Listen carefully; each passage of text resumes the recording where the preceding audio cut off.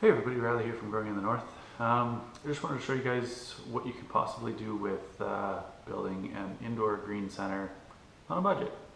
I was restricted by my wife, was just told I could only spend a certain amount. I ended up spending most of it on one light.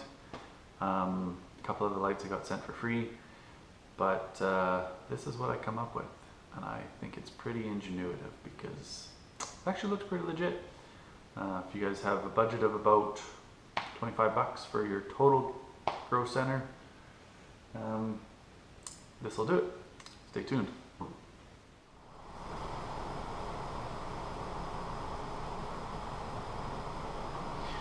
Okay, so this is how we're going to set the grow room up. Basically just going to be using an unused corner in the basement. And we're going to be using basic household stuff. I'm assuming this is probably not going to take me more than $10. Yeah, see how it goes.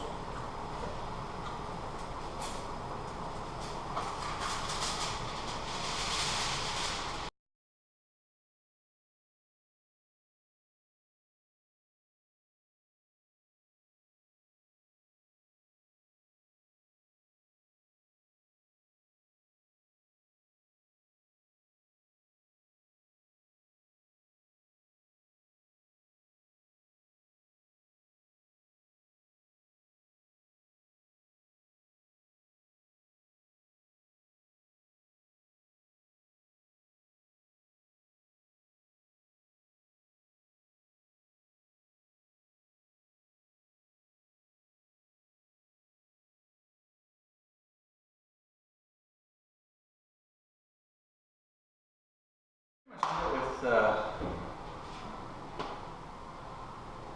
just stuff you find around your house.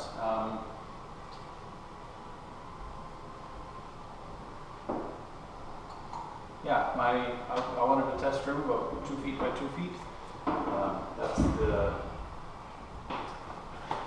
That's the recommended height or square footage coverage for this light. I'm hanging about, well, it says between 1 foot and 2 foot max for height for other plants. So we got all my anchors up there. We'll get some ropes strung up and get this set up.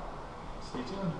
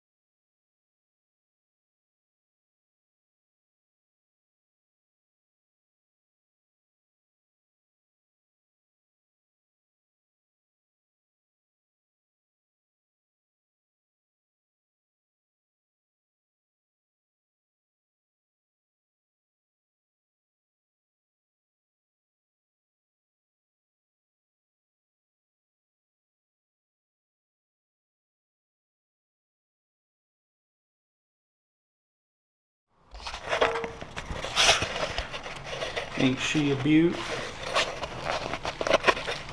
Alright. There's the proper level. Let's see what we can do with some lettuce. Alright guys, catch you later. I'll show you, it's kind of a nice setup because you can sort of just extend it as you need it. I'll just show you kind of the different areas here. So this one right now is a high grow 300 watt. So basically it's sectioned off from the next one. which is the JC Bright, which is completely sectioned off from my 1500 watt COB. Now as you can see, this one has definitely got a bigger footprint than these guys do. This one here could probably have twice the size of the one it's in right now. It's in about a 2x2. This one's probably matched right now for what it should be. Maybe a little bit big, but 2x2 is fair enough. Tinfoil's holding up good. I've had this setup going for probably about 2 months now. I've sort of just been adding on the little units as I need them. Probably end up doing one more here. I got one extra plug there that I could tie into, and basically as I need access to these, just grab onto a corner, slide it open, and I can get right down to where I need to. Yeah. Once I'm done,